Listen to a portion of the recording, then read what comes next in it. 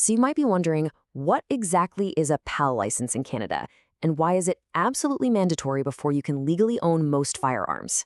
Well, let's dive right into it. Welcome to today's Explainer, where we're breaking down exactly how the Canadian firearms licensing system actually works. If you're looking to purchase, possess, or acquire a firearm in Canada, you're inevitably going to hit this exact question. Like, what is this document, and why is federal law so strict about requiring it? The answer is the PAL, short for the Possession and Acquisition License.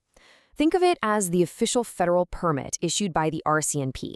Without this little card, buying or owning most guns in Canada, whether that's for hunting, sport shooting, or collecting, is simply off the table. It's illegal.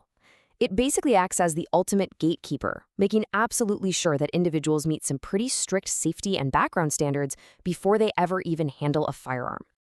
Moving on to Section 1, Safety Training Required, specifically the Canadian Firearms Safety Course. You see, before you can even submit an application, you've got to prove you know what you're doing. Most applicants have to spend about 1 to 2 full days completing the Canadian Firearms Safety Course. And you can't just show up and zone out. You actually need to hit a strict 80% minimum on a written test about firearm laws and another 80% on a practical test where you demonstrate safe handling. It's all about establishing a really solid baseline of public safety before anyone moves forward. All right, Section 2, Background Checks and Eligibility, looking at the RCMP screening process. So passing that safety course, that's really just step 1. Next comes a seriously rigorous RCMP screening process. We're talking about a comprehensive review of your criminal history, a deep dive into mental health records, and checks for any history of domestic violence. On top of that, they require personal references, people who've known you for at least 3 years. And yeah, the RCMP might actually pick up the phone and interview them. The whole system is essentially designed to act as a continuous public safety net. Now, for Section 3, restricted versus non-restricted firearm categories. Canada basically splits these privileges into 2 main tiers.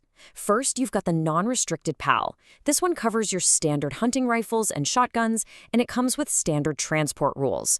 But if you want to step up to a restricted PAL, which brings handguns and specific restricted rifles into the mix, well, that comes with a catch. You have to register every single restricted firearm, and you have to secure special authorizations to transport them. You literally can't just toss them in your trunk to hit the range. You need strict prior approvals for that. Which brings us to Section 4, Processing and Responsibilities, covering timelines and your legal duties.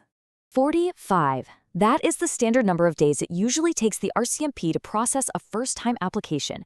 But keep in mind, if your background check has any complexities, or honestly, if you just forget to sign a single box on the form, that timeline is going to stretch out much, much longer. And getting the license, that's honestly just the starting line. Being a PAL holder means you're committing to a lifetime of ongoing legal responsibilities. You've got to follow incredibly strict secure storage and transportation laws, stuff like mandating trigger locks and locked secure containers. If you happen to move to a new house, you have a really tight window of just 30 days to update your address with the RCMP. And finally, this isn't some lifetime pass. Your license has to be renewed every 5 years, which actually triggers that whole rigorous background check process all over again. Ultimately, the PAL system is entirely about balancing access with absolute responsibility.